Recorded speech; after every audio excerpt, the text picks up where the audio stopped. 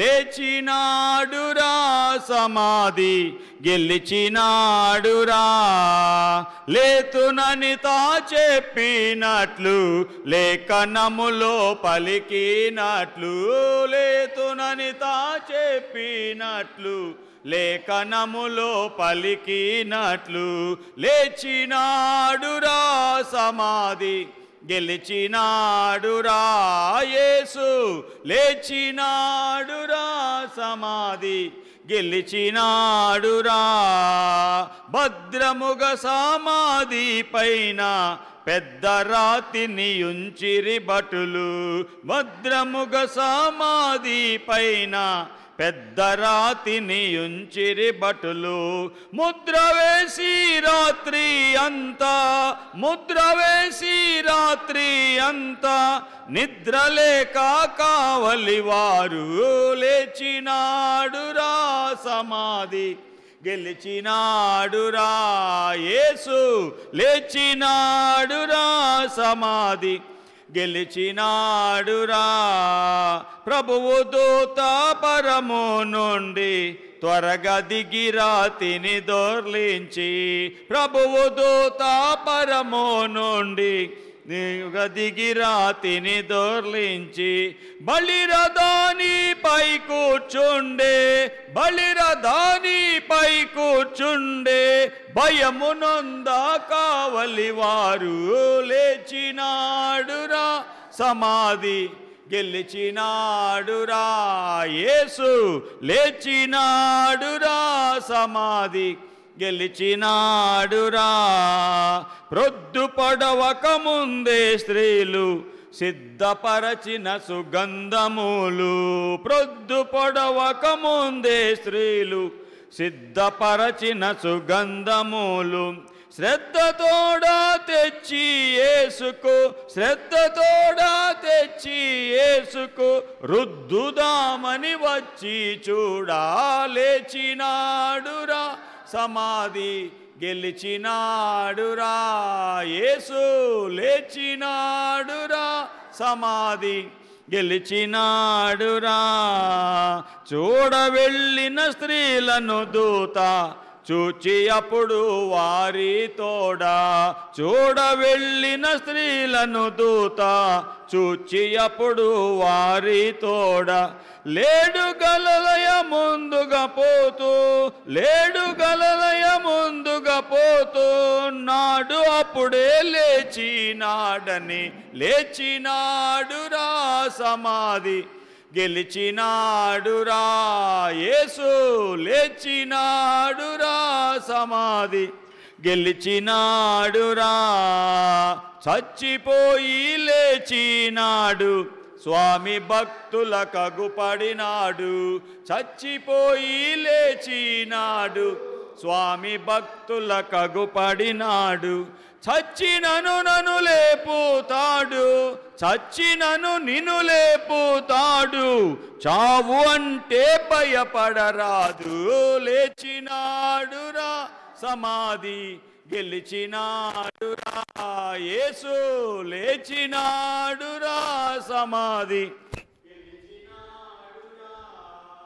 నేను చేసే పనులా నెరుగు నేను నడిచే మార్గా మెరుగు నేను చేసే పనులా నెరుగు నేను నడిచే మార్గా మెరుగు నేను చెప్పిన మాటలెరుగు నేను చెప్పిన మాటలెరుగు నేను బ్రతికే బ్రతుకు నెరుగు లేచినాడురా గెలిచినాడురా యేసు లేచినాడురా సమాధి గెలిచినాడురా నేను లేచిన యేసు నందు మానకనుమది నమ్ముకొందు నేను లేచిన యేసు నందు మానకనుమది నమ్ముకొందు తాను నాలో ఉండి నందున తాను నాలో ఉండి నందున దయను చేర్చును మోక్షమందు లేచినాడురా సమాధి గెలిచినాడురా.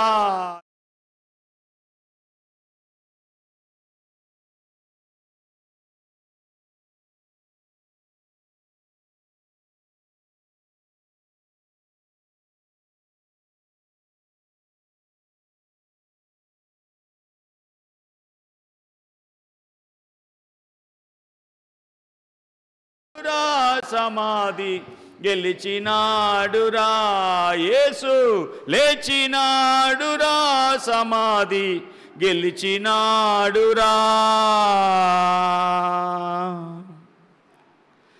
చెప్పినట్టుగానే యేసు ప్రభు సజీవుడే లేచాడు. మనం ఆరాధించేది సజీవుడైన యేసు ప్రభుని. ఓకే, పోయిన వారము దేవుని వాక్యాన్ని మనం అక్కడ విన్నాము. ఈస్టర్ ఆదివారము యేసు ప్రభు తిరిగి లేచాడు. అమ్మా ఎందుకు ఏడుస్తున్నావు, అదేగా వింది. ఎందుకు ఏడుస్తున్నావో, ఆమె ఏడవడానికి కారణం ఏంటో చెప్పింది. అవసరమైనది కృతజ్ఞతతో ఆమె వెంబడించింది. మేలు పొంది యేసయ్యను వదిలి వెళ్ళిపోలేదు. 7 దయ్యాల నుండి విడిపించబడిన ఆ స్త్రీ బాగా ఏంలే, ఇంకా నాకు యేసు ప్రభుతో పని ఏంటి అనుకోలేదు. ఇది దేవుని మనసు. ఎంతమంది శిష్యులు కూడా, ఆయనతో ఉన్న శిష్యులు కూడా వదిలేసి వెళ్ళిపోతే చీకటితోనే యేసయ్యకి సుగంధ ద్రవ్యాలు పోద్దామని కొనుక్కొని వచ్చి ఒకటి ఎదురు చూస్తుంది. ఎంత ప్రేమ యేసయ్య అంటే. ప్రభు రాకడ దినాల్లో కృతజ్ఞత చేసిన వేలు మర్చిపోయే వాళ్ళు ఎక్కువ మంది ఉంటారని 2 తిమోతి 3వ అధ్యాయంలో మనం చూస్తాం. చేసినవి కృతజ్ఞత లేనివారు అంచె దినాలలో అపాయకరమైన కాలాలు వస్తాయి. స్వార్థపరులు, అహంకారులు, బింకములాడువారు, కృతజ్ఞత లేనివాళ్ళు, రకరకాల మనుషులు ఉన్న ఈ దినాలలో ఆ స్త్రీ మనకు ఒక మాదిరి చూపిస్తుంది, ఒక హెచ్చరిక ఇస్తుంది. చేసిన మేలు నేను మర్చిపోలేదు. ఉదయాన్నే వెళ్ళి ప్రభుని చూడాలనుకుంటే ప్రభు నాతో మాట్లాడాడు, నాకు కనిపించాడు అని చెప్తుంది. కాబట్టి ఆమెకున్న విశ్వాసం మనం కలుగుదాం, ప్రభువుని వెంబడిద్దాం. ఏడ్చింది, ప్రభుని కనుక్కుంది, ప్రభు ఆమెతో మాట్లాడాడు. మరియా అని పిలవగానే రబ్బుని, బోధకుడా, ప్రభు స్వరాన్ని విని ఏడుస్తూ వచ్చిన ఆమె సంతోషంగా నవ్వుకుంటూ వెళ్ళిపోయింది. ప్రభు దగ్గర కన్నీటితో వచ్చేవారు ఎట్లా వెళ్తారు? లూకాసు వార్త 6వ అధ్యాయం ఏముందో అక్కడ మీరు చెప్పండి. లూకాసు వార్త 6వ అధ్యాయంలో 25వ వచనం. అయ్యో ఇప్పుడు కడుపు నిండిన వార్లారా మీరు ఆకలి కొంటారు. అయ్యో ఇప్పుడు నవ్వేవార్లారా అప్పుడు మీరు దుఃఖించి ఏడుస్తారు. 21వ వచనం. ఇప్పుడు ఆకలి కొనుచున్న మీరు ధన్యులు, తృప్తిగా ఉంటారు. ఇప్పుడు ఏడ్చుచున్న మీరు ధన్యులు, నవ్వుతారు. ఏడ్చిన మరియా యేసయ్యను చూచింది. యేసయ్య ఆమెతో 20వ అధ్యాయం యోహాను సువార్తలో యేసయ్య ఆమెతో మాట్లాడారు. మాట్లాడితే ఏమంటుందామే?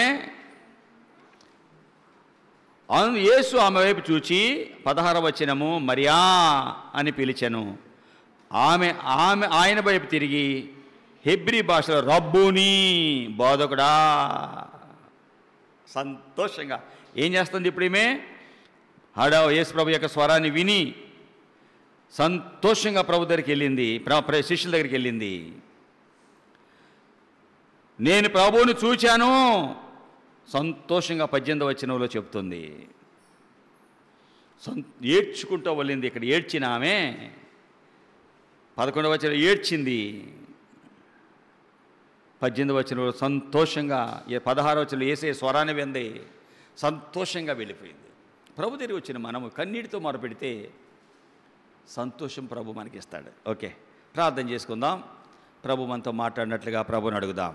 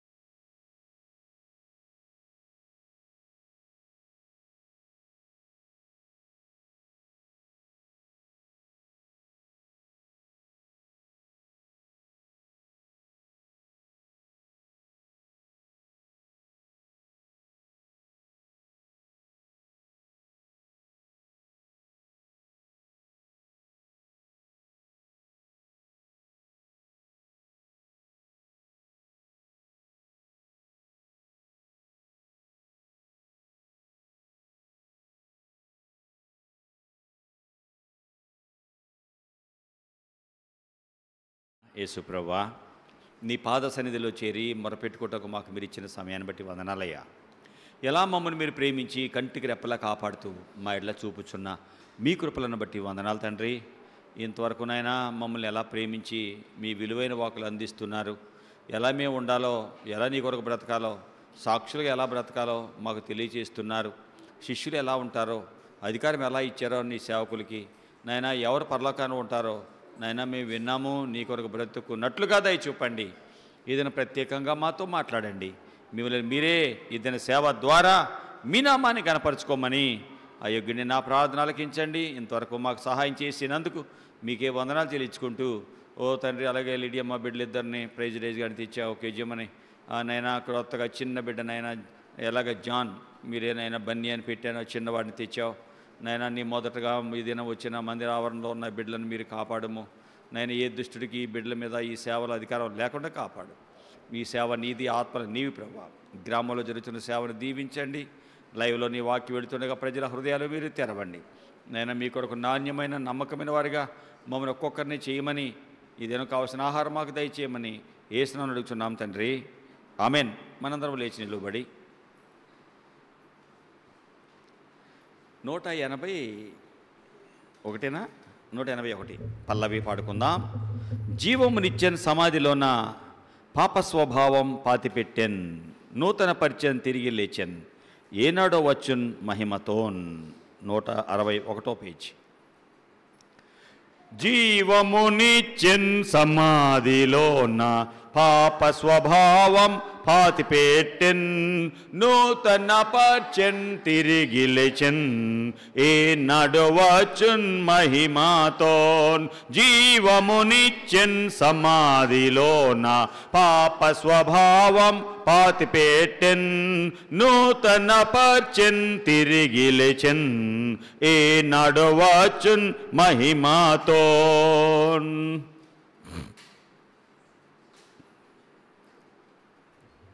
నీ వాక్యముతో నా హృదయమును నింపు కుందును దేవా, నీ వాక్యముతో నా హృదయమును నింపు కుందును దేవా. నే పాపము చేయకుండా, ఏ పాపము చేయకుండా, నీ వాక్యముతో నా హృదయమును నింపు కుందును దేవా. యేసుప్రభా, నీ వాక్యంతో మా హృదయాలు నింపుకోవాలని మేము మీ దగ్గరికి వచ్చాం. ఎందుకంటే నీ వాక్యమే మమ్మల్ని బ్రతికించేది, బాధల్లో నెమ్మదిచ్చేది నీ వాక్యం. కాబట్టి ఈ దినాన మాకు కావలసిన వాక్కులు మీరే మాకు ఇవ్వండి. అనేకులకు దీవెనకరముగా మా జీవితమును ఈ సేవను చెయ్యండి. మీరే ఈ సేవ ద్వారా మీ నామాన్ని మహింపరచుకోమని నాయనా ఇంతవరకు దయచూపారు. పాటల ద్వారా స్తుతించాము. నీ వాక్యం వెలుగు దగ్గరికి వస్తుండగా మీరు మమ్మల్ని ఒక్కొక్కరిని వాక్కుల ద్వారా వెలిగించమని నాయన, నిష్ప్రయోజకత్వమైంది ఏది మాలో లేకుండా దయచూపమని యేసునామమున అడుగుచున్నాము తండ్రి, ఆమెన్, ఆమెన్. దయతో కూర్చోనండి. దేవుని వాక్యానికి వెళ్దాం. లూకా సువార్త 24వ అధ్యాయము 5-6 వచనాలు చదువుకుందాం. లూకా సువార్త 24వ అధ్యాయము 5-6 వచనాలు. వారు భయపడి ముఖములను నేల మోపి ఉండగా, వీరు సజీవుడైన వానిని మీరెందుకు మృతులలో వెతుకుచున్నారు? ఆయన ఇక్కడ లేడు, ఆయన లేచి ఉన్నాడు. ఆయన ఇక్కడ లేడు, ఆయన లేచి ఉన్నాడు. సజీవుడైన వానిని మీరు ఎందుకు మృతులలో వెతుకుచున్నారు? యేసుప్రభువా. లూకా సువార్త 24వ అధ్యాయము 5-6 వచనాలు మా ఒక్కొక్కరికి విరిచి పంచయ్య. 5 రొట్టెలు 2 చేపలు పంచినప్పుడు 5,000 మంది తినగా ఇంకా సమృద్ధి 12 గంపలు మిగిలే కదా. మీలో సమృద్ధి ఉందయ్యా. ఈ దినాన మాకు కావలసిన వాక్కులు మీరు ఇవ్వండి. ఈ వాక్కుల ద్వారా మమ్మల్ని బ్రతికించండి. ఆ యొగ్గుని నా ప్రార్థన మీరు ఆలకించమని యేసునామమున అడుగుచున్నాం తండ్రి, ఆమెన్. యేసుప్రభు ఈ లోకానికి వచ్చాడు రక్షకుడుగా, రక్షించడానికి, పాపులను రక్షించడానికి ఈ లోకానికి వచ్చారు. ఆయన చెప్పినట్టుగానే లేఖనాల ప్రకారము ప్రవక్తలు ప్రవచించిన ప్రవచన ప్రకారమే మానవుల పాప పరిహారార్థమై ఆయన మానవుల పాపాలు ఆయన పరిహరించటానికి ఎఫెసీ 2వ అధ్యాయము 1వ వచనంలో మీరు అపరాధముల చేత పాపము చేత చచ్చిన వారై ఉండగా ఆయన మిమ్మును క్రీస్తుతో కూడా బ్రతికించెను. అపరాధములు పాపములు మనల్ని చంపేస్తే యేసు ప్రభు ఆయన మన పాపాలు ఆయన తీసుకొని, మన శాపాన్ని ఆయన తీసుకొని, మన మరణాన్ని ఆయన తీసుకొని, ఆయనలో పాపం లేదు కాబట్టి ఆయన సజీవుడై లేచాడు. ఆయన మనల్ని క్రీస్తుతో కూడా లేపాడు. ఎందుకు ఆయన మన కొరకు అప్పగించుకున్నాడు? ఎఫెసీ 5:2 క్రీస్తు మిమ్మును ప్రేమించి పరిమళ వాసనగా ఉండుటకు మన కొరకు తన్ను తానే దేవునికి అర్పణముగాను బలిగాను అప్పగించుకున్నాడు. యేసు ప్రభు మనలను పరిమళ వాసనగా చేయటానికి తన్ను తానే అర్పణగా బలిగా మన కొరకు అర్పించుకున్నాడు. ఆయన సిలువలో బలియాగం అవటం వలన దుర్వాసనతో ఉన్న పాపము మనలను దుర్వాసనలో కంపులో పెడితే మన లోకాశలు, లోకపు మాటలు, గర్వము, కోపము, అసూయ, త్రాగుడు, జూదము, విగ్రహారాధన, వ్యభిచారము దేవునికి దూరంగా చేస్తే, దుర్వాసనలో చెడు వాసనలో ఉంచితే యేసు ప్రభు మనల్ని ఏం చేశాడు?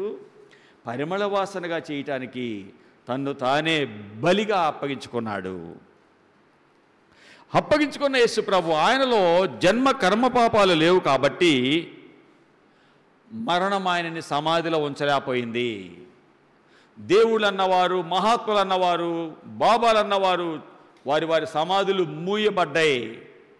మనం సమాధులకి వెళితే శ్మశానానికి సమాధులన్నీ మూయబడి ఉంటాయా, తెరవబడి ఉంటాయా? మూయబడి అంతా కట్టేసి మూయబడి ఉంటాయి కదా. కానీ యేసుప్రభు యొక్క సమాధి మూయబడలా, తెరవబడింది. ఆ దినాలలో పెద్ద సొరంగం గుహలాగా కట్టి పెద్ద రాయి బయట పెడతారు. అలాంటి రాయి యేసుప్రభు సజీవుడై లేచినప్పుడు ఆయనలో జన్మ కర్మ పాపాలు లేవు కాబట్టి ఆ రాయి దొర్లిపోయింది. ఏంటంట? మార్కు సువార్త 16వ అధ్యాయం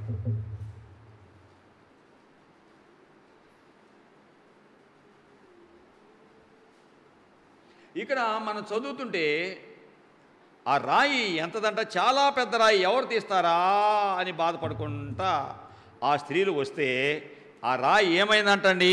2వ వచనము, ఆదివారం పెందలకడ లేచి బయలుదేరి సూర్యోదయమైనప్పుడు సమాధి ఎద్దుకు వచ్చుచుండగా సమాధి ద్వారము నుండి మన కొరకు ఆ రాయి ఎవడు పొర్లించును అని ఒకరితో ఒకరు చెప్పుకొనుచుండిరి. వచ్చి కళ్ళెత్తి చూడగా రాయి పొర్లించబడి ఉండుట చూచిరి.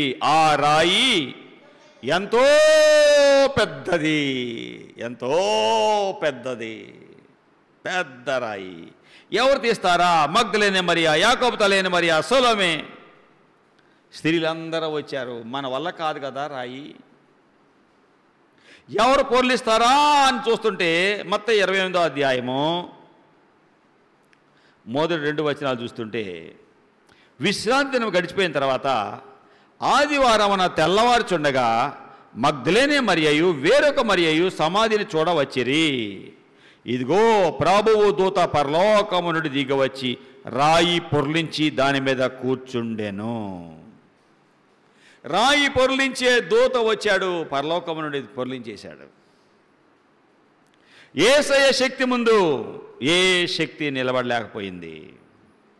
రాయి ఎంతో పెద్దది, ఆ రాయి పొర్లించబడింది. లూకా సువార్త 24వ అధ్యాయము 2వ వచనములో సమాధి వాళ్ళు మొదటి వచనము 2వ వచనంలో ఆదివారం తెల్లవారుచుండగా ఆ స్త్రీలు తాము సిద్ధపరిచిన సుగంధ ద్రవ్యములు తీసుకొని సమాధి వద్దకు వచ్చి సమాధి ముందర ఉండిన రాయి దొర్లింపబడి ఉండుట చూచి లోపలికి వెళ్ళిరి. సమాధి వేయబడి సమాధి ముందున్న రాయి లేదు. యేసయ్య శక్తి ముందు ఏ శక్తి నిలబడలేదు. ఈ లోకంలో అన్ని సమాధులు, దేవుళ్ళు అన్నవారు వారందరూ మహాత్ములు అన్నవారి సమాధులు మూయబడ్డాయి, కానీ మన రక్షకుడు యేసయ్య సమాధి తెరవబడింది. ఎందుకంటే ఆయనలో జన్మ కర్మ పాపములు లేవు. మరణము ఏంటి? మరణం ఏంటి? పాపం వల్ల వచ్చిన జీతం. పాపం వలన వచ్చిన జీతం మరణం, కానీ యేసు ప్రభులో జన్మ కర్మ పాపములు లేవు. యోహాను 8వ అధ్యాయము 46వ వచనంలో, నాలో పాపం ఉందని మీరు ఎవరు స్థాపిస్తారు? కమాన్, ఛాలెంజ్. నాలో తప్పు ఉందని చూపించండి అన్నాడు యేసు ప్రభు. ఆయనలో ఏ దోషము లేదు. పిలాతు అంటాడు, ఇతన్ని మీరు నా దగ్గర తెచ్చారు, కానీ ఇతనిలో నాకే దోషము కనిపించటం లేదు అంటాడు. మీరు ఇతనిని నా దగ్గర తెచ్చారు, కానీ ఇతనిలో ఏ దోషము నాకు కనిపించటం లేదు. చూడండి, సిలువేమని మీరు తెచ్చారు, నాకైతే ఏ తప్పులు కనిపించడం లేదు. లూకా సువార్త 23వ అధ్యాయం. ప్రియులారా, ప్రభు ఆయనను తీసుకొని వస్తే నాకేం కనిపెట్టలేదు, తగినది ఏదీ లేదు. 15వ వచనం, హేరోదు కూడా ఆయన చూస్తే ఏ తప్పు ఆయన కనపడలేదు. నేను ఆలోచిస్తున్న ఈ మనుషుని యందు 23వ అధ్యాయము 4వ వచనము, మొదటిసారి పిలాతు దగ్గర తీసుకెళ్తే పిలాతు అంటున్నాడు జనసమూహములతో, ప్రధాన యాజకులతో, ఈ మనుషుని యందు నాకు ఏ నేరము కనిపించటము లేదు అన్నాడు. హేరోదు దగ్గర పంపిస్తే హేరోదు కూడా అతని దగ్గర ఏ నేరము కనపడక అతన్ని మళ్ళీ పంపించేశాడు. ఇప్పుడు పిలాతు దగ్గర మళ్ళీ పంపిస్తే పిలాతు ఏమంటున్నాడు? 15వ వచనము 14వ వచనము, ప్రజలు తిరగబడినట్లు చేయుచున్నాడని మీరు ఈ మనుషుని నా దగ్గర తెచ్చారు. మీరు ఈ మనుషుని నా ఎద్దకు తెచ్చితరే, ఇదిగో మీ ఎదురుగానే ఇతన్ని విమర్శిస్తే మీరు ఇతని మీద మోపిన నేరాల్లో ఒక్కటి కూడా నాకు కనపడలేదు, హేరోదుకు కూడా కనపడలేదు. అందుకే హేరోదు నా దగ్గరికి తిరిగి పంపించాడు. మరణమునకు తగినది ఏది ఇతడు చెయ్యలేదు. మరణమునకు తగింది ఏది ఇతను చెయ్యలేదు. చూడండి, యేసు ప్రభు మరణమునకు తగినది ఏమీ చేయకపోయినా మన పాపము, మన శాపము ఆయన మీద పడ్డాయి. యెషయా గ్రంథం 53వ అధ్యాయం 5వ వచనము, మన అతిక్రమ క్రియలను బట్టి ఆయన గాయపరచబడ్డాడు, మన దోషాలను బట్టి నలగొట్టబడ్డాడు. మన సమాధానం, మన శిక్ష ఆయన మీద పడింది, ఆయన పొందిన దెబ్బల చేత మనకి స్వస్థత. మన అతిక్రమ క్రియలు, తప్పులు మనము, శిక్ష యేసు ప్రభు. ఆయనలో జన్మ కర్మ పాపములు లేవు కాబట్టే మరణం ఆయనని సమాధిలో ఉంచలేకపోయింది. మత్తయి సువార్త 12వ అధ్యాయము 40వ వచనంలో, యోనా 3 రాత్రింబగళ్ళు సమాధిలో ఎలా ఉంచబడ్డాడు, యోనా 3 రాత్రింబగళ్ళు తిమింగలం కడుపులో ఎలాగుండెనో అలాగన మనిషి కుమారుడు 3 రాత్రింబగళ్ళు భూగర్భములో ఉండును. యోనా తిమింగలం కడుపులో ఎలాగా 3 దినాలు ఉంచబడ్డాడో, చేయొద్దన్న పని చేసినందుకు మత్స్యం మింగింది యోనాని. యోనా 1వ అధ్యాయం 17వ వచనం, గొప్ప మత్స్యం ఒకటి మృంగవలనని యెహోవా నియమించాడు కాబట్టి యోనా 3 దినములు ఆ మత్స్యం యొక్క కడుపులో ఉండెను. ఎన్ని రోజులు? 3 దినాలు చేప కడుపులో యోనా ఉన్నాడు. ఇది యేసు ప్రభు గురించి ముందే ప్రవచించబడింది. యేసు ప్రభులో పాపము లేదు కాబట్టి మరణం ఆయనని ఏమి చేయలేకపోయింది. ప్రకటన 1వ అధ్యాయం 18వ వచనంలో దేవుడే చెప్తున్నాడు, నేను మొదటి వాడను చివరి వాడను, జీవించువాడను, మృతుడనైతిని, ఇదిగో యుగ యుగములో సజీవుడిని. తరతరాలలో యుగ యుగాలలో జగ జగాలలో దేవుడు దేవుడు యేసే దేవుడు, మన దేవుడు దేవుడు యేసే దేవుడు. నేను మొదటి వాడనేమో కడపడవాడను, జీవించువాడను, మృతుడనైతిని గాని యుగ యుగాలు సజీవుడను. యుగాలెన్ని? 4 యుగాలు. త్రేతాయుగము, ద్వాపరయుగము, వామనయుగము, కలియుగం. ఇప్పుడు జరుగుతుంది కలియుగం, చివరిది. యుగ యుగాలు నేను సజీవుడిని. చచ్చిపోయాను కానీ తిరిగి లేచాను. పాపము యేసు ప్రభుని ఏమీ చేయలేకపోయింది. రోమా 4వ అధ్యాయము 17వ వచనంలో ఈ దేవుడు మృతులను సజీవుడుగా చేసేవాడు. చచ్చిపోయి లేచినాడు, స్వామి భక్తులకు అగుపడినాడు, చచ్చినను నన్ను లేపుతాడు, చావు అంటే భయపడరాదు అని పాడుకున్నాం. చచ్చిపోయి లేచాడు, ఆయన మరణమును జయించాడు. ఎందుకంటే ఆయనలో జన్మ కర్మ పాపములు లేవు. ప్రతి ఒక్కరిలో జన్మ పాపం ఉంటుంది, కర్మ పాపం ఉంటుంది. యేసు ప్రభులో ఏ పాపము లేదు. యోహాను గొప్ప దైవజనుడు, ప్రవక్త, ఆయనలో జన్మ పాపం ఉంది. జకర్యా ఎలిజబెత్లకు పుట్టాడు. కర్మ పాపము లేదు, బ్రతికినాక ఏం తప్పు చేయలా. జన్మ పాపము యోహాన్లో ఉంది. యేసు ప్రభు ఆయనలో జన్మ లేదు, కర్మ పాపము లేదు. యోసేపుకు ప్రదానం చేయబడింది మరియా, వారి ఏకము కాక మునిపే గర్భవతి అయింది.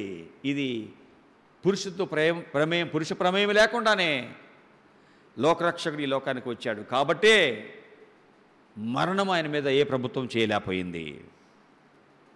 మృతులను సజీవులుగా చేసిన దేవుడు ఈ దేవుడు. చచ్చిపోయిన వారిని బ్రతికించేవాడు. పాపము మానవుడిని చంపేసింది. ఆజ్ఞలు అతిక్రమించడమే పాపము. పాపము మానవుడిని చంపితే యేసు ప్రభు మన పాపాలు ఆయన తీసుకొని పాపం వల్ల చచ్చిపోయిన మనలను బ్రతికించే సజీవులుగా చేశాడు. ఇది నన్ను మనం యేసయ్యను నమ్ముకొని విగ్రహారాధన, ప్రభుకి ఇష్టం లేనివన్నీ వదులుకొని ఆయనను వెంబడిస్తున్నాం. యేసయ్యను నమ్మాం, యేసయ్యకి ఇష్టం లేనివన్నీ వదిలేసాం అన్నవాళ్ళు చేతులు ఎత్తండి. యేసయ్యను నమ్మాము, యేసయ్యకి ఇష్టం లేనివన్నీ వదిలేసాం. బా, దేవుడికి స్తోత్రం. ప్రభువులోకి వచ్చినప్పుడు, ప్రభువు నమ్మినప్పుడు, ఆయన వాక్యం విన్నప్పుడు వాక్యము మనలో క్రియ చేస్తుంది, గ్రహింపిస్తుంది, విడిపిస్తుంది. కాలేబ్ అంటాడు, యెహోషువ 14వ అధ్యాయం, ఆయన మాట్లాడుతున్న మాటలు చూస్తుంటే ఎంత ఆనందంగా ఉంటుంది. అయ్యా, నేను కనాను బయలుదేరినప్పుడు నా వయసు 40 సంవత్సరాలు. ఇప్పుడు నా వయసు ఈ 45 సంవత్సరాలు ప్రభువు నన్ను కాపాడాడు. 17వ వచనం, 10వ వచనంలో ఎలాగా? 14వ అధ్యాయము 10వ వచనం, యెహోవా చెప్పినట్లు మోషేకు ఆ మాట సెలవిచ్చినప్పటి నుండి ఇశ్రాయేలు అరణ్యంలో నడిచిన ఈ 45 ఏండ్లు ఆయన నన్ను సజీవునిగా కాపాడాడు. ఇప్పుడు నేను 85 సంవత్సరాల వాడని. మోషే నన్ను పంపినప్పుడు ఆ మోషే నన్ను పంపినప్పుడు ఎంత బలమో, మోషే నన్ను పంపినప్పుడు నా వయసు ఎంతో తెలుసా? 7వ వచనము, 40 సంవత్సరాలు. మోషే నన్ను పంపినప్పుడు నా వయసు 40 సంవత్సరాలు. ఎవ్వరికి భయపడకుండా కాదేశు బర్నేయకు వెళ్ళి సమాచారాన్ని తీసుకొచ్చాను. ఈ 45 సంవత్సరాలు కనానును ప్రయాణం చేశాము ఐగుప్తు నుండి. ఇప్పుడు నా వయసు 85 సంవత్సరాలు. నేను 45 సంవత్సరాలు ప్రయాణం చేశాను. 40 సంవత్సరాల వయసు ఉన్న వాడిని 45 సంవత్సరాలు ప్రయాణం చేస్తే ఇప్పుడు నా వయసు 85. 85 సంవత్సరాల వయసు అయితే ఈ 45 సంవత్సరాలు ప్రభు నన్ను సజీవుడిగా కాపాడాడు. కాపుదల మన సొంత జ్ఞానంతో రాదు. మనకున్న స్వనీతి వలన కాపుదల దేవుడు ఇవ్వడు. ప్రభు దయ. ఇప్పటివరకు మనం బ్రతికామా అంటే ఏంటి అర్థం? ఆయన దయ. ప్రభు దయ వలన ఇంతవరకు మనం ఇలాగా బ్రతికొని ఎన్ని ప్రమాదాలలో, ఎన్ని కష్టాలలో, ఎన్ని అనారోగ్యాల్లో, ఎన్ని ఇబ్బందులు, ఎన్ని యాక్సిడెంట్లో ప్రభు కాపాడుకుంటూ వచ్చాడు. ప్రియులారా, ప్రభు దగ్గరికి వచ్చాము, ప్రభుని మనం వెంబడిస్తున్నామా? ప్రభు ఎప్పుడు మనల్ని సజీవులుగా ఉంచుతాడు? ఎప్పుడు మన కాపుదలలో ఉంటాం? ఎప్పుడు ప్రభు కాపుదల మనం పొందుకుంటాము అంటే ద్వితీయోపదేశకాండము 4:4. ఎలాగా సజీవులుగా ఉండగలిగింది? ఎప్పుడు? యెహోవాను హత్తుకొనిన మీరందరూ ఈ రోజు వరకు సజీవులుగా ఉన్నారు. హత్తుకోవటము.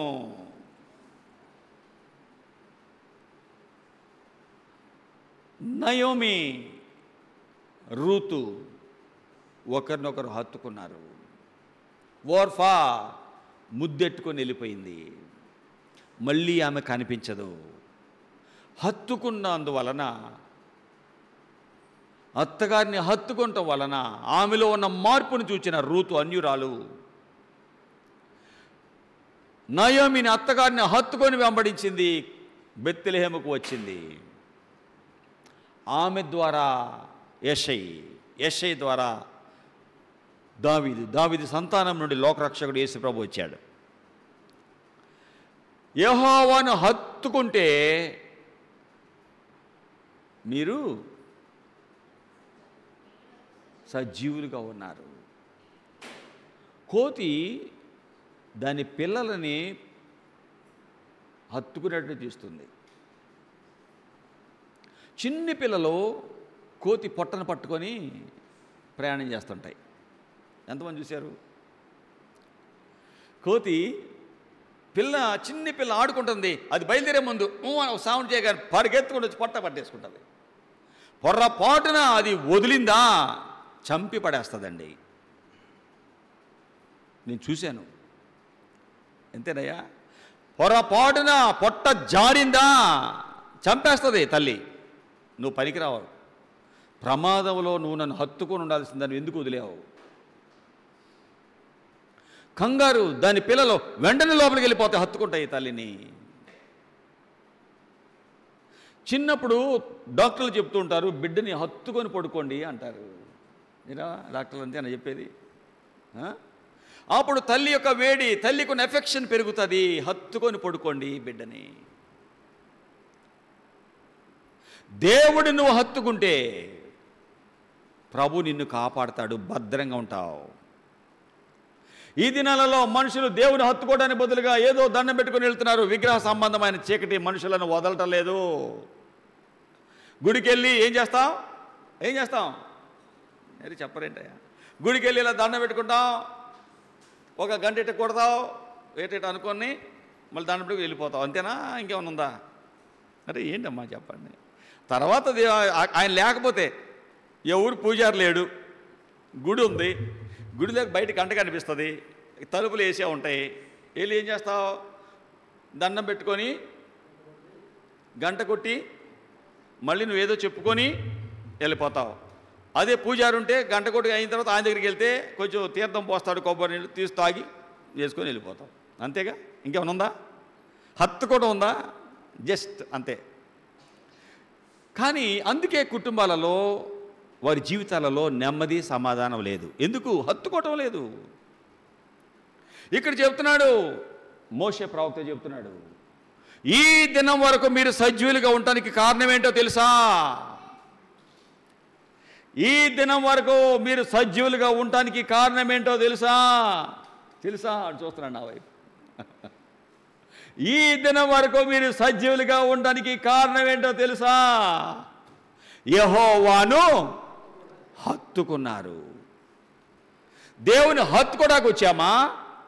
ముద్దు పెట్టుకొని వెళ్ళిపోవడానికి వచ్చామా? మనం ఎందుకు దేవుని మందిరానికి వచ్చాం?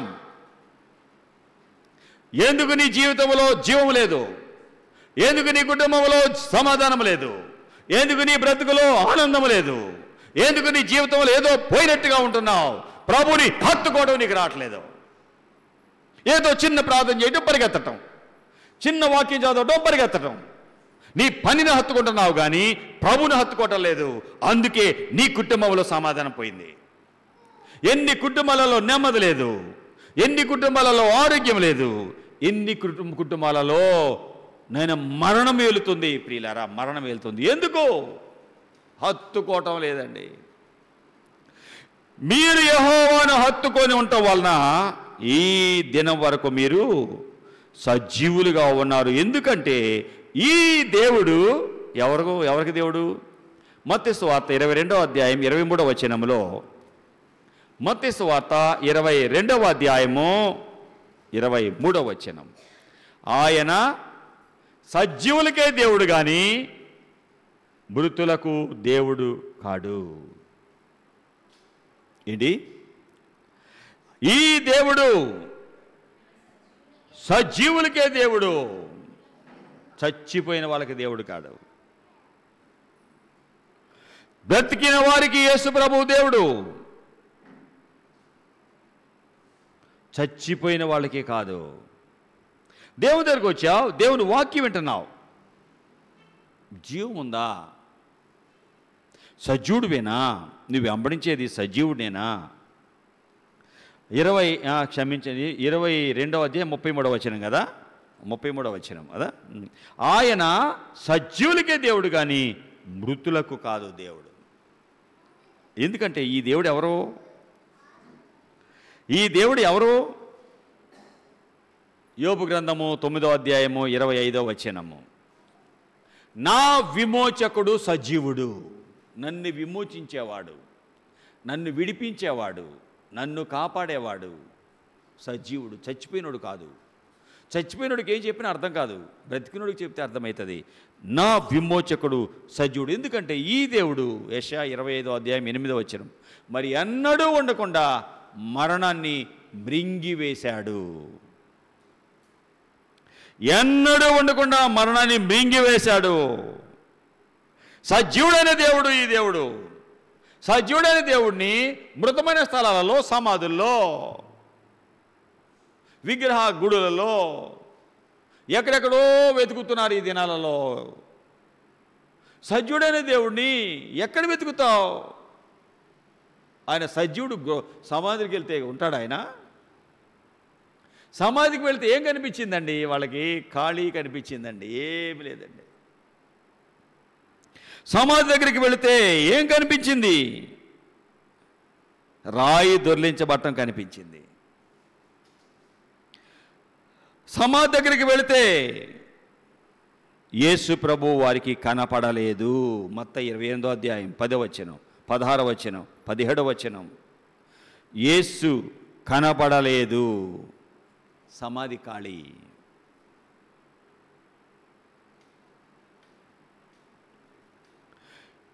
యేసు ప్రభు ఎవరికి యేసు ప్రభు కనిపించాడు? 10వ వచనంలో, 28వ అధ్యాయంలో, 16వ వచనంలో, 17వ వచనంలో ఆయన కనిపించాడు. రాయి దొర్లించబడింది, పెద్ద రాయి దొర్లించబడింది. 28వ అధ్యాయం మత్తయి సువార్తలో 5, 6 వచనాలలో ఆయన సమాధిలో లేడు. ఉన్నాడా? ఆయన ఇక్కడ లేడు. చెప్పినట్టే లేచాడు, ఖాళీ. 16వ అధ్యాయం మార్కు 6వ వచనం, ఆయన సమాధిలో లేడు, చెప్పినట్టే లేచాడు. సిలువ వేయబడిన నజరేయుడైన యేసును మీరు వెతుకుతున్నారు, లేచాడు ఆయన, ఇక్కడ లేడు. ఉంచిన స్థలం చూడండి, సమాధిలోకి వెళ్ళి చూడండి, ఖాళీ. లూకా 24:3, సమాధిలోకి వెళ్ళి చూచారు స్త్రీలు, యేసు దేహము వారికి కనపడలేదు. 6వ వచనం, దూతలు చెబుతున్నారు, ఆయన ఇక్కడ లేడు, లేచాడు. ఆయన ఇక్కడ లేడు, లేచాడు. దూతలు చెప్తున్నారు. కావాలా గుర్తులేమన్నా? వెళ్ళండి సమాధి లోపలికి వెళ్ళి చూడండి. యోహాను 27, యోహాను సువార్త 20వ అధ్యాయం 7వ వచనము, వెళ్ళండి సమాధిలో చూడండి. ఆయనకు చుట్టిన రుమాలు గుడ్డలు తలవైపు కాళ్ళ వైపు కొన్ని పడి ఉండటం మీరు చూస్తారు. ఏం చూశారంట వాళ్ళు? నార వస్త్రములు పడి ఉండుట, తల రుమాలు వేరొక చోట ఉండటం వారు చూచారండి. సజీవుడై ఉండటానికి గుర్తులండి. కొంతమంది స్త్రీలు వెళ్ళారు. సమాధిలో లేని యేసు ప్రభు ఖాళీగా సమాధి ఉన్నది, రాయి దొర్లించబడింది, సమాధి ఖాళీగా ఉంది. రిజల్ట్ గుర్తులు నార వస్త్రాలన్నీ పడి ఉన్నాయి, తల కట్టినది వేరే దగ్గర పడి ఉంది. చూస్తూ ఆలోచిస్తూ ఉండగా మత్తయి 28:10లో 16లో 17లో యేసయ్య మరియ కనిపించాడు, శిష్యులు కనిపించాడు, మాట్లాడాడు. మార్కు 16:9లో మొట్టమొదట యేసు ప్రభు 7 దయ్యాలు వదిలిన మగ్దలేనే మరియ కనిపించాడు. ఎవరు కనిపించాడు? ఆయన మొట్టమొదట 7 దయ్యాల నుండి విడిపించబడ్డ మగ్దలేనే మరియ కనిపించాడు. లూకా సువార్త 24:22-23 వచనాలలో కొందరు స్త్రీలు అలాగా బాధపడుతూ చూస్తుంటే వారికి కనిపించాడు. గది తలుపులన్నీ మూయబడి యూదుల భయంతో శిష్యులందరూ తలుపులు వేసుకొని గదిలో ఉంటే, గదిలో ఉండి ఏడుస్తూ బాధపడుతూ శిష్యులు ఉంటే యూదులకు భయపడి యోహాను సువార్త 20:19 యోహాను సువార్త 20:19 శిష్యులు యూదులకు భయపడి తాము కూడిన గదిలో తలుపులు మూసుకొని ఉండగా యేసయ్య మధ్యలోకి వచ్చి నిలబడ్డాడు. మీకు సమాధానము కలుగుగాక. మధ్యలో నిలబడ్డాడు. మీకు సమాధానము కలుగుగాక అని చెప్పాడంటే ఏంటి అర్థం? చెప్పండి, అంటే ఏంటి అర్థం? సజీవుడు మాట్లాడితే బ్రతికినాడు కదా మాట్లాడేది, అంతే కదయ్యా. ఏంటయ్యా ఆయన మాట్లాడుతున్నాడు. భయపడి తలుపులన్నీ వేసుకొని లోపల కూర్చున్నారు శిష్యులు, వణుకుతున్నారు. యూదులు ఏం చేస్తారు? భయపడిపోతున్న శిష్యుల దగ్గరికి చనిపోయి పాతిపెట్టబడి సమాధిలో ఉంచబడిన యేసు ప్రభు సజీవుడే లేచాడు. ఖాళీ సమాధి వచ్చేశాడు, మధ్యలో నిలబడ్డాడు. తలుపులన్నీ వేయబడ్డాయి. దేవుడు కాబట్టి ఈయనెవరో? యేసు ప్రభు ఎవరో? రోమా 9:5 సర్వాధికారి అయిన దేవుడు, సర్వానికి అధికారి. తలుపులన్నీ మూయబడ్డాయి, వచ్చేసాడు యేసయ్య. సర్వాధికారి ఉంది ఆయన, సర్వం మీద అధికారం ఉంది. తలుపులన్నీ మూయబడ్డా వచ్చేసాడు యేసయ్య. నువ్వు ఎక్కడ మూసినా నువ్వు యేసయ్య హృదయం తెరిస్తే, యేసయ్య రమ్మంటే సజీవుడైన దేవుడు నీలోకి వచ్చేస్తాడు, నీ సమస్యలు తీరుస్తాడు.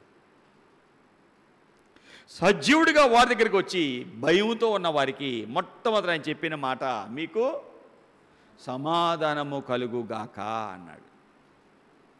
నీ జీవితంలో యేసయ్యకి స్థలం ఇస్తే, ఆయన నీ దగ్గరికి వస్తే మొట్టమొదటి యేసయ్య చెప్పే మాట, నీకు సమాధానము కలుగుగాక.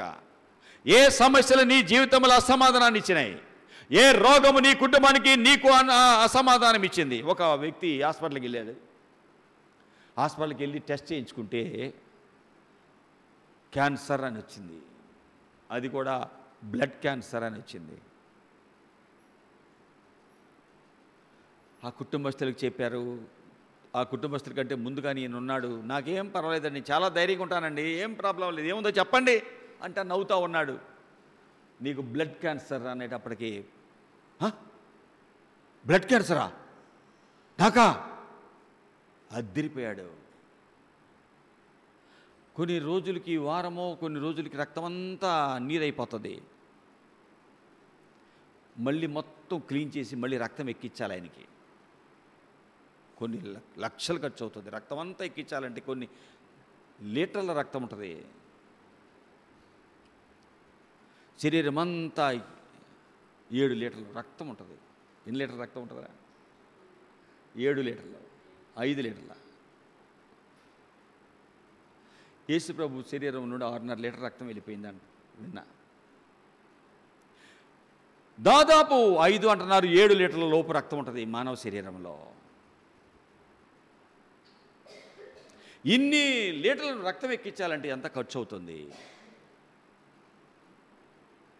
చివరిగా ప్రియులారా, ఎక్కడ మార్చేది లేకపోతే డెహ్రాడూన్ తీసుకెళ్ళారండి. నా స్నేహితుడి భార్య ఒక ఆమె సర్వేర్ తెనాల్లో ఉండేవాడు. 2 పిల్లలు పుట్టారు. మేనమామ కూతుర్ని చేసుకున్నాడు. పెద్ద ఇంజనీర్ అయిన ఒకటే కుమార్తె. చాలా భూములు ఉన్నాయి, బిల్డింగ్లు ఉన్నాయి. ఆ పిల్లని పెళ్లి చేసుకున్నాడు. 2 పిల్లలు పుట్టాక బలహీనమైపోతుంటే హాస్పిటల్ తీసుకెళ్ళారు. బ్లడ్ క్యాన్సర్ అన్నారండి. బ్లడ్ క్యాన్సర్తో బాధపడుతున్నటువంటి ఈమె హాస్పిటల్కి వెళ్తే మందులు ఇస్తున్నారు, తగ్గట్లా. డెహ్రాడూన్ తీసుకెళ్లారు. ఆ దినాలలో మందులు ఇక్కడ మన ఏరియాలో మందులు అంత రక్తం మార్చే పరిస్థితులు లేవు. డెహ్రాడూన్ తీసుకెళ్తే అక్కడ వచ్చి ఒక నెల లోపే మళ్ళీ వీక్ అయిపోతుంది. మళ్ళీ తీసుకెళ్ళాలి. పొలాలు అమ్ముకున్నాడు, బిల్డింగ్లు అమ్ముకున్నాడు, భార్యను చూచాడు. ఇంకొకే ఒక బిల్డింగ్ ఉంది. భార్య అంటుంది, ఏమండి 2 పిల్లలండి, ఈ రోగమా తగ్గేది కాదండి. ఇది కూడా అమ్మేస్తే కొన్ని రోజులు ఉంటాను, మళ్ళీ బలహీనమైపోతాను. నెక్స్ట్ ఏం చేస్తారు? కాబట్టి ఆ బిల్డింగ్ 2 పిల్లల పేర ఉంచండి, ఇదే నా చివరి కోరిక అందండి. భార్యను చూస్తూ ఉన్నాడు. బలహీనమైపోతుంది. దినం గడిచే కొలది వీక్ అయిపోయింది. చివరిగా చచ్చిపోయిందండి.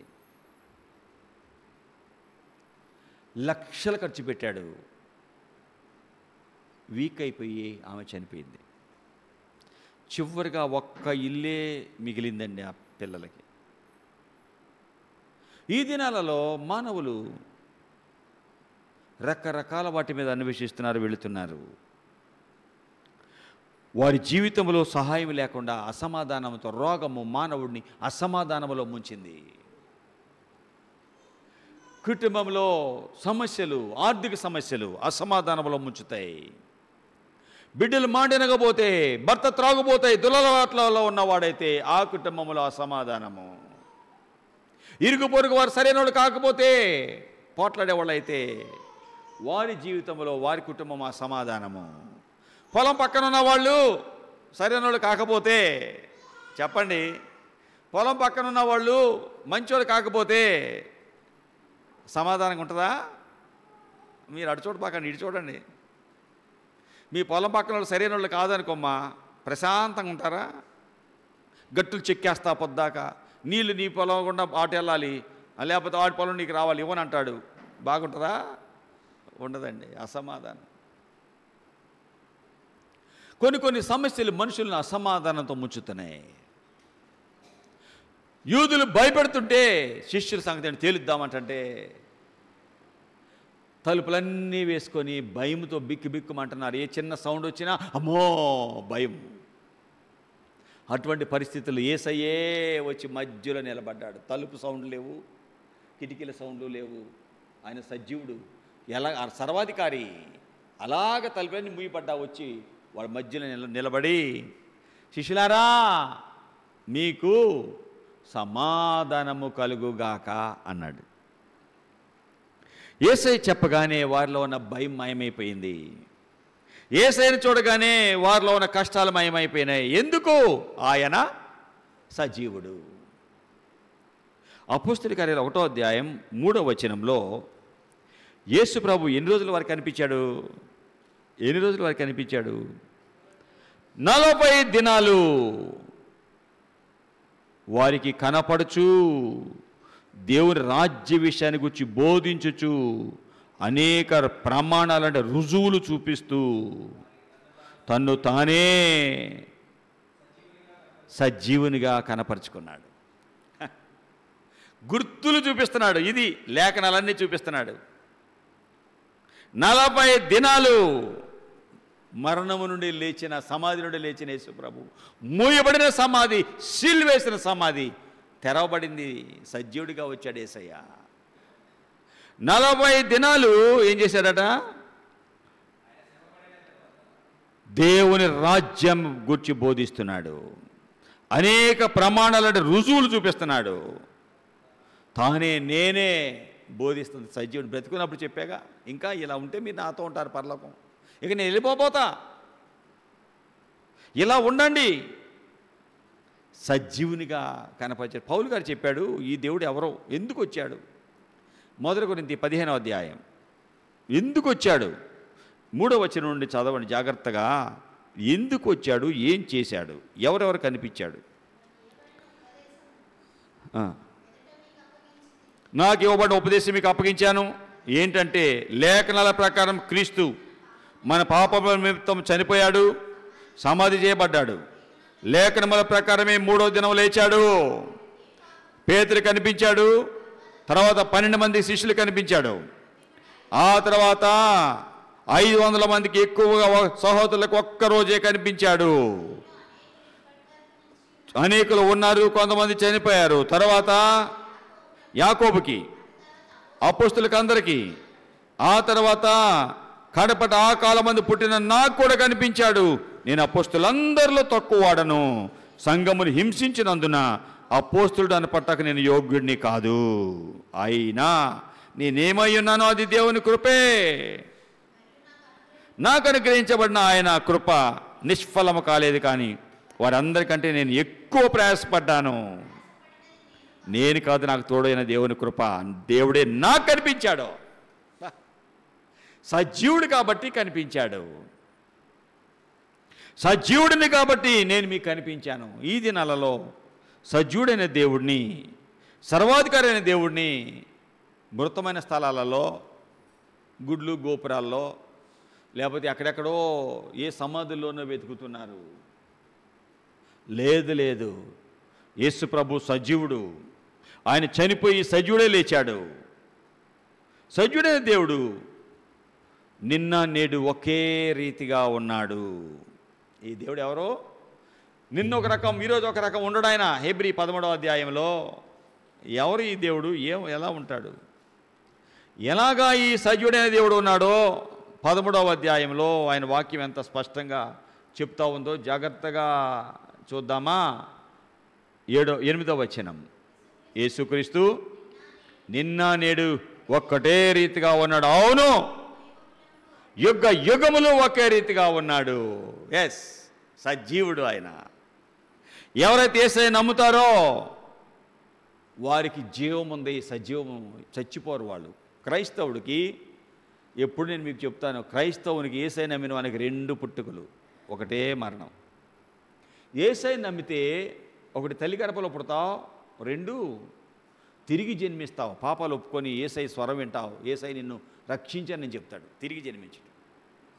ఈ 2వ జన్మ ఉన్న వాళ్ళకి పరలోకంలో యేసయ్యతో ఉంటారు. వాళ్ళకి చావులేదు. ఇక యేసయ్యని నమ్మని వానికి ఒకటే పుట్టుక, 2 చావులు. 2 చావులు, ఒకటే పుట్టుక. తల్లి గర్భంలో పుట్టడం ఒకటే. ఈ లోకంలో చచ్చిపోతాం.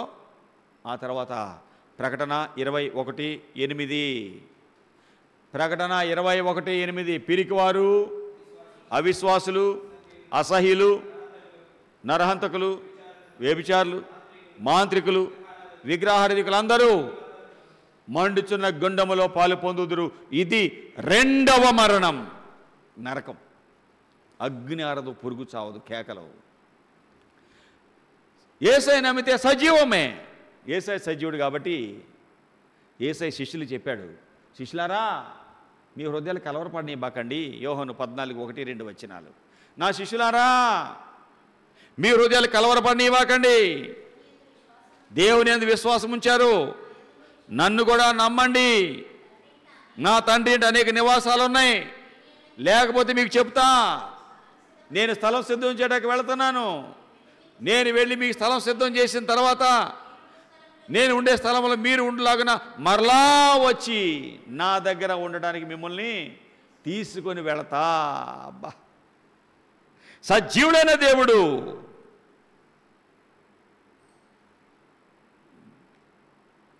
సజీవుడైన దేవుడు చెప్పాడు, నేను స్థలం తిరిగి వెళ్తానా, మళ్ళీ వస్తా. శిష్యులారా, గల్లే మనుషులారా, ఎందుకు ఆకాశం వైపు చూసి ఏడుస్తారు? అపోస్తలుల కార్యాలు 1వ అధ్యాయం 11వ వచనం. అనేక ప్రమాణాలు చెప్పి ఆయన ఈ మాటలు చెప్పి వారు చూచుచుండగా 9వ వచనం, ఆరోహణమాయను. వారి కన్నులు కనపడకుండా ఒక మేఘం ఆయన్ని కొనిపోయాను. ఆయన వెళ్ళిచుండగా వారు ఆకాశం వైపు తేరి చూచుచుండిరి. ఇదిగో తెల్లని వస్త్రాలు ధరించుకున్న 2 మనుషులు వారి యొద్ద నిలిచి, గలిలయ మనుషులారా, ఎందుకు మీరు ఆకాశం వైపు తేరి చూస్తున్నారు? మీ దగ్గర నుండి పరలోకాన్ని చేర్చుకోబడిన ఈ యేసే ఎలాగా పరలోకానికి ఆరోహణ వెళ్ళాడో ఆ రీతిగానే ఆయన తిరిగి వస్తాడు. యేసు ప్రభు శిష్యులతో మాట్లాడి వారిని బేతనీ దగ్గర తీసుకెళ్ళాడు. ఎక్కడో తీసుకెళ్ళాడు యేసు ప్రభు వాళ్ళని? 24 లూకాసు వార్త 50వ వచనం 51. బేతనియ వరకు తీసుకొని వెళ్ళాడు. బేతనియలో యేసయ్య ప్రేమించిన శిష్యులు ఉన్నారు, మరియా, మార్తా, లాజరు. వారంటే ఆయనకి చాలా ప్రేమ.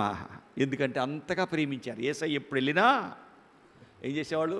మంచి భోజనం పెట్టేవాళ్ళు, మంచి రెస్ట్ ఇచ్చేవాళ్ళు. అయ్యా ఇక్కడ పడుకో, నువ్వంటే మాకు మహా ప్రేమయ్యా, ఎప్పుడు ఒట్టిగా ఉండొద్దు, కడుపు ఖాళీగా ఉండొద్దు,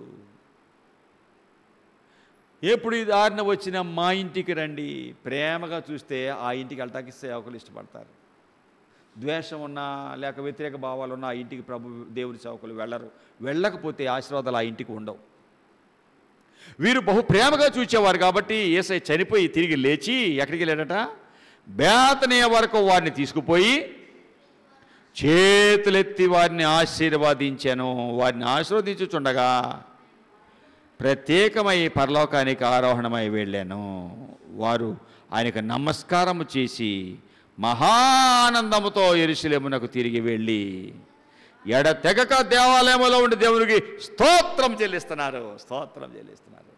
గలిలయ మనుషులారా, ఎందుకు ఆకాశం వైపు తేరి చూస్తారు? మీ దగ్గర ఆరోహణమైన యేసయ్య తిరిగి రాబోతున్నాడు. సజ్జుడైన యేసయ్య తిరిగి పరలోకానికి ఆరోహణమై వెళ్ళాడు. వెళుతూ వెళుతూ ఏం చేశాడంట్రా? వెళుతూ యేసయ్య ఏం చేశాడు? వెళుతూ నువ్వు ఎప్పుడు నిద్రపోయేవరా? నేను అసలు నాకు నిద్రే లేదురా నాయన. 2 చేతులు ఎత్తి ఏం చేశాడంట? 2 చేతులు ఎత్తి వారిని ఆశీర్వాదించాడు. అబ్బా, యేసయ్యకి అంత ప్రేమ అండి. ఒక్క చెయ్యి కాదట, 2 చేతులతో దీవించాడండి. ఆరోహణమైన యేసయ్య, సజీవుడైన దేవుడు, నేను మిమ్మల్ని కాపాడతా, నా ముందు ఏ శక్తి నిలబడలేదు, ఆకాశమందు భూలోకమందు ఏ సర్వాధికారం నాకు ఉంది, నా ముందు ఏ అధికారం నిలబడదు. వెళ్ళండి, శిష్యులుగా అనేకులను చెయ్యండి, నా కోసం చేశాక వారికి బాప్తిసం ఇవ్వండి. వెంటనే ఆ తర్వాత నా బిడ్డలు అయిపోతారు, పరలోకంలో వారి స్థలం సిద్ధం చేసుకుంటా. నేను మళ్ళీ వచ్చి నాతో, అప్పుడప్పుడు కాదు నిత్యం ఉండునట్లుగా మళ్ళీ వచ్చి వారిని నాతో ఉంటాక తీసుకెళ్ళిపోతా. కాబట్టి ఇప్పుడు మనం ఎదురు చూస్తుంది ఆయన మళ్ళీ రావటం కోసం. మళ్ళీ రాబోతున్నాడు. ఎందుకు రాబోతున్నాడు? ఆయన నమ్మిన వారిని ఆయనతో నిత్యము ఎల్లప్పుడూ ఉంచుకోవటానికి, పరలోకంలో ఆయనతో ఉంచుకోవటానికి. ఈ సహోదరుడు చచ్చిపోయాక పరలోకం ఉందా లేదు ఎవడు చూశాడయ్యా? ఏమన్నా అన్నావా?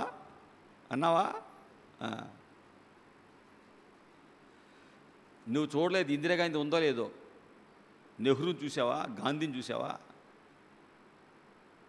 బ్రిటిష్ వాళ్ళు భయంకరంగా చితకబాదారంట, చూసావా? ఏంటయ్యా చూసావా? ఉందో లేదో మనకేం తెలుస్తుంది? హిస్టరీ, చరిత్ర.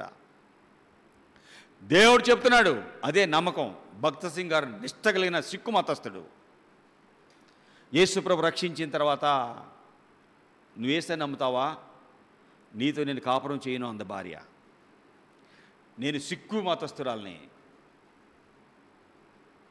సిక్కులు కత్తితోనే వెళ్తారు. సిక్కు మతస్థురాల్ని, బాగా ఉంటుంది, బహునిష్ట కలిగిన వారు. యేసుప్రభు నమ్ముతావా? అయితే నీకు నాకు ఇంతే బై అంది.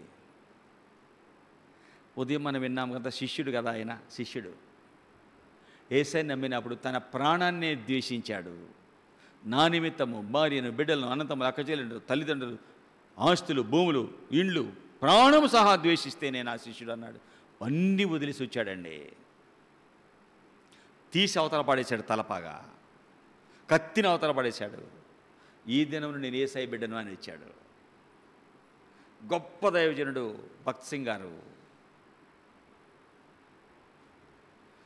ప్రియులారా, ఎంత గొప్ప దైవజనుడో. ఆయన మోకరించి ప్రార్థన చేస్తే పెద్ద గుంటలు ఉంటాయండి, బండలన్నీ గుంటలు అయిపోయినాయి. హెబ్రోను సహవాసం అని స్థాపించాడు. ఏమన్నాడో తెలుసా? యేసయ్య ఏమి చెప్పినా నేను నమ్ముతా. కొండ వెళ్ళి సముద్రంలో కాదు, సముద్రమే వచ్చి కొండలో పడుతుందని యేసయ్య చెప్పినా ఆయన చెప్తే నేను నమ్ముతా అన్నాడండి.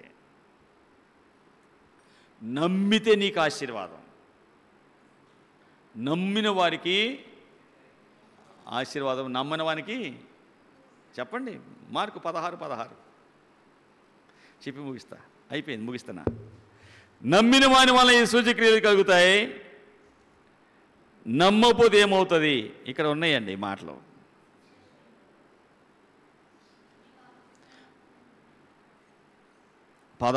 నమ్మిన బాప్తిసం పొందిన వాడు రక్షించబడతాడు, నమ్మని వానికి శిక్ష. ఏంటి ఏంటి చదువు, బైబిల్లో ఉంది, చదువు. నమ్మి బాప్తిసం పొందిన వాడు రక్షించబడును. 16వ వచనం, 16వ అధ్యాయం. నమ్మి బాప్తిసం పొందిన వాడు రక్షించబడును, నమ్మని వానికి శిక్ష విధించబడును. ఎవడు చూశాడయ్యా? సైతాను మనుషులు పట్టుకుంటే వచ్చే మాటలు ఇంతే ఉంటాయి. ఆ చీకటి వదలనంత వరకు అంతే ఉంటుంది. వదిలితేనే, వదలాలంటే ఒంటరిగా 3 రాత్రింబగళ్ళు అన్నపానాలు మాని ఏం చేశాడు పౌలు? 3 రాత్రింబగళ్ళు అన్నం నీళ్ళు లేవు, ఏడ్చాడు. పొరలో రాలే, ప్రయోజకుడయ్యాడు. నీకు అంత నమ్మకం రావాలంటే 3 రాత్రింబగళ్ళు ఏడవాలి. తిండి లేదు, తిప్పలేవు. అప్పుడు ఆ పొరలు రాతి. ప్రభు చెప్పాడు, నేను నమ్ముతా. ఈ దినాన్ని నీ సేవ చేస్తున్నానంటే ఆ నమ్మకమే. స్వయంగా ప్రభు నాతో మాట్లాడాడు, వాక్యం తినిపించాడు. వెళ్ళు, నా పని చెయ్యి అన్నాడు. సాతాను ఆ రాత్రే పెద్ద బండ దర్శనంలో నా మీద పడుతుంటే, చంపేయాలని వాడు చూస్తుంటే ఒక హస్తం అలాగ వచ్చింది. ఆ వచ్చే బండను అలా చేయి పెట్టగానే అంత దూరం వెళ్ళి పడిపోయింది. కూర్చున్నా, నేను మోకరించి ఏడుస్తున్నా ప్రభు దగ్గర. ప్రభువా, ఎలా కాపాడావు? నీకోసం బ్రతుకుతా. 19 సంవత్సరాలు అప్పటికి నా వయసు. ప్రభు దగ్గరికి వచ్చాను, ప్రభు మాట్లాడాడు. ప్రభు మాటలు నేను నమ్మాను. ఇదిగో ఎంతమందికి దీవెనగా ఆయన చేశాడు. సజీవుడేసు ప్రభు అని ఆయన రుజువుపరుచుకున్నాడు. ప్రార్థన చేస్తుంటే భయంకర బాధలో ఉన్నవారు చూస్తుండగా బాగవుతున్నారు. వింటున్నారుగా మీరు సాక్ష్యాలు. కష్టాలలో ఉన్నవారు ప్రార్థిస్తుండగా బాగైపోతున్నారు. దెయ్యాలు పట్టిన వారు కేకలేసి వెళ్ళిపోతున్నాయి. కొంతమంది మందిరకు వచ్చేటప్పటికే వెళ్ళిపోతాయి, చూడగానే కనపడవయి, వెళ్ళిపోతాయి. అక్కడ ఏంటేంటో మాట్లాడి, అయ్యా ఏం రావట్లేదు ఏంటి అంటారు. నా దగ్గరేం లేదు, నన్ను పంపిణీ యేసయ్య. ఆ దేవుడు ఎవరో? సజీవుడు. సజీవుడైన దేవుడిని మృతమైన స్థలాలలో, లోకస్తుల మధ్యలో, పనికిమాలిన మధ్యలో, నిష్ప్రయోజకుల మధ్యలో వెతుకుతావా? ఎవరెవరో పిచ్చి మాటలు చెప్తున్నా ఈ విని ఆ మాటలు విని సజీవుడిని చులకన చేస్తావా? మృతమైన స్థలాల్లో వెతికితే సజీవుడు నీకెక్కడ దొరుకుతాడు? సజీవుడు లోకస్తుల మధ్యలో వెతికితే నీకెక్కడ దొరుకుతాడు? సజీవుడు ఏ నాగపట్నం, ఏ గుడుల్లో, ఏ గోపురాల్లోనూ వెతికితే ఆయన నీకెక్కడ కనపడతాడు? బొమ్మలు కనపడతాయి ఆ గుడుల్లో, అందం కనపడతాయి ఆ గుడుల్లో. ఏం కనపడతాయిరా? ఆర్కిటెక్ట్ వ్యూస్ కనపడతాయి. మంచి చాలా నగిషిగా గుడులు ఉంటాయి, గోపురాలు ఉంటాయి. సజీవుడైన దేవుడిని గుడుల్లో వెతికితే ఎక్కడ గడుపుతాడు? సరైన స్థలాల్లో వెళ్ళి వెతుకు. మృతమైన స్థలాల్లో వెతకొద్దు, సమాధుల్లో వెతకొద్దు, లోకస్తుల దగ్గర వెతకొద్దు, భక్తిహీనుల దగ్గర వెతకొద్దు, నామక క్రైస్తవుల దగ్గర వెతకొద్దు, అలవాటుగా బోధ చేసే వాళ్ళ దగ్గర వెతకొద్దు. సరైన స్థలానికి వచ్చి వాక్యం వింటే ఈ దేవుడు నీతో మాట్లాడతాడు. 40 దినాలు ఆయన అగుపడి రకరకాల రుజువులు చెప్పి వారందరినీ బలపరిచి ఆరోహణమై వెళ్ళిన యేసయ్య తిరిగి రాబోతున్నాడు. ఆయన నమ్మి ఆయన కొరకు బ్రతికితే పరలోకం, లేదంటే నరకం. ఎక్కడికి వెళ్ళబోతున్నావు నువ్వు? ఆలోచించుకుందాం. ఈ పునరుద్ధరణ యేసయ్యని నమ్మకంగా వెంబడిద్దాం. ఆ దేవుని మార్గంలో నడుద్దాం. మన జీవితం మన చివరిగా 116వ కీర్తన 9వ వచనంలో ఎక్కడ కాలం గడపాలి? రెడ్డింగ్ తనలైన్ చేయండి. చివరిగా మనం చేయాల్సిన పని ఏంటి? ఎక్కడ మన కాలము గడపాలి? సజీవులు ఉన్న దేశంలో యెహోవా సన్నిధిని నేను కాలము గడుపుదును. ఎక్కడ గడపాలి? సజీవులు ఉన్న దేశము. ఎవరో ఉన్న దేశం కాదు. దేవుని వాక్యం ఖచ్చితంగా దొరికే స్థలాలలో సజీవులు ఉంటారు. సరి అయిన మందిరంలోకి వెళ్ళాలి. దేవుని సన్నిధి అక్కడ ఉంటుంది. సజీవులు ఉన్న దేశంలో మారు మనసు పొందిన సరైన సేవకుడు ఉన్న స్థలాల్లో వెళితే అక్కడ ప్రభు ఉంటాడు. అక్కడ సజీవులు ఉంటారు. మారు మనసు పొందిన వారు, పాపాలు ఒప్పుకొని రక్షించబడ్డవారు ఎవరో సజీవులు. పాపాలు ఒప్పుకొని రక్షించబడ్డవారు సజీవులు ఉన్న దేశము, సజీవులు ఉన్న మందిరంలో దేవుడి సన్నిధి ఉంటుంది. అక్కడ మనం కాలం గడపాలి. ఏమన్నాడు దావీదు? ఏమన్నాడు? సజీవులు ఉన్న దేశంలో యెహోవా సన్నిధిని నేను కాలము గడుపుదును. ఎక్కడ నీ సమయం గడుపుతున్నావు? ఏ దేశం నువ్వు ఉంటుంది? ఏ మందిరం నువ్వు ఉంటుంది? సజీవులా చచ్చినోళ్ళ? ఆలోచించుదాం. పరలోకానికి మన జీవితం సుస్థిరపరచుకుందాం. సజీవులు ఉన్న దేశంలో యెహోవా సన్నిధి ఉన్న స్థలానికి వెళదాం. ప్రభు కొరకు బ్రతుకుదాం. సజీవుడైన దేవుడు మృతమైన స్థలాల్లో వెతకొద్దు. నమ్మకంగా ప్రభువుని వెంబడిద్దాం. తిరిగి రానైన యేసయ్యని ఆయన ఎదుర్కొందాం. పరలోకానికి మన జీవితం, పరలోకముకు వెళ్ళటానికి, పరలోకములో మన జీవితాన్ని సుస్థిరపరచుకుందాం. అట్టి కృప ప్రభు మనకు అనుగ్రహించును గాక. ఆమెన్. ప్రార్థన చేసుకుందాం. ప్రభు చెప్పండి. ప్రభా, నిజమే అయ్యా, 45 సంవత్సరాలు కాలేబు అంటున్నాడు, నన్ను సజీవుడిగా కాపాడాడు నా దేవుడు. 45 సంవత్సరాలు ఐగుప్తు నుండి నేను బయలుదేరేటప్పుడు నా వయసు 40. కానాను వచ్చేటప్పటికి 85, అంటే 45 సంవత్సరాలు ప్రయాణం చేశా. నా తోటోళ్ళందరూ చచ్చిపోయారు. 6 లక్షల పాదచారులు, 6 లక్షల మంది నడిచేవారు. గుర్రాల మీద, వాటి మీద, వీటి మీద వచ్చిన వారు, ఒంటెల మీద, వాహనాల మీద, ఎద్దుల మీద, గాడిదల మీద వచ్చిన వాళ్ళు చెప్పలేను. ఐగుప్తు నుండి 6 లక్షల పాదచారులు బయలుదేరితే నేను యెహోషువ మాత్రమే వచ్చాం, బ్రతికాం. ఇన్ని లక్షల మందిలో మా ఇద్దరినే సజీవులుగా ఉంచాడు నా దేవుడు. ఎందుకంటే ఎవరికి మేము భయపడలా. నా దేవుడిని మేము నమ్మాము. నువ్వెవరు నమ్మావు? యేసుప్రభువా. మీరిచ్చిన సమయాన్ని బట్టి, మీరిచ్చిన వాక్కులు బట్టి వందనాలు. సజీవుడైన దేవుడిని మృతమైన స్థలాలలో వెతకటం వద్దయ్యా. ఆచారాలు, అలవాట్లు, లోకస్తులు, లోక అలవాట్లు వద్దయ్యా. ఒక గుడికి వెళితే ఆ గుడిలో దేవుడిని దర్శించుకో, సాంబ్రాణి కడ్డీ ఒత్తి ఎలిగించి పెట్టు, నీకు వెలుగు వస్తుంది అన్నారు. గుడి దగ్గరికి వెళ్ళి అలా ఏంటి అది, మైని పొత్తులు క్యాండిల్స్ కొనుక్కో, ఆ క్యాండిల్ వెలిగించు, దండ పెట్టుకో, నీ సమస్యలు తీరతాయి అంటే ఎంతమంది క్యాండిల్ వెలిగించి 10 రూపాయలు 20 రూపాయలకో క్యాండిల్ కొని వెలిగిస్తే అక్కడ స్వాములు వారు, అరే ఈ క్యాండిల్ అమ్మండిరా, వెలిగించగానే ఆపేసి మళ్ళీ అక్కడ పెట్టండిరా అంటే మళ్ళీ అమ్మినియే అమ్మేవాళ్ళం మేము. యేసుప్రభు తెలియనప్పుడు ఆర్సిఎం చర్చిలో ఆ స్కూల్లో చదువుకుంటూ ఉన్నప్పుడు పండగ వస్తే ఆ పెద్ద స్వామి చెప్పేవాడు, ఈ పండగ వస్తుంది, ఈ క్యాండిల్స్ వెలిగించాలి, ఈ పెట్టి నీకు అప్పగించాను, అమ్ము, 10 రూపాయలకి అమ్ము, వాళ్ళు వెలిగించిన తర్వాత మళ్ళీ ఆపి మళ్ళీ దానిలో వేయి, మళ్ళీ అదే అమ్ము అన్నాడు.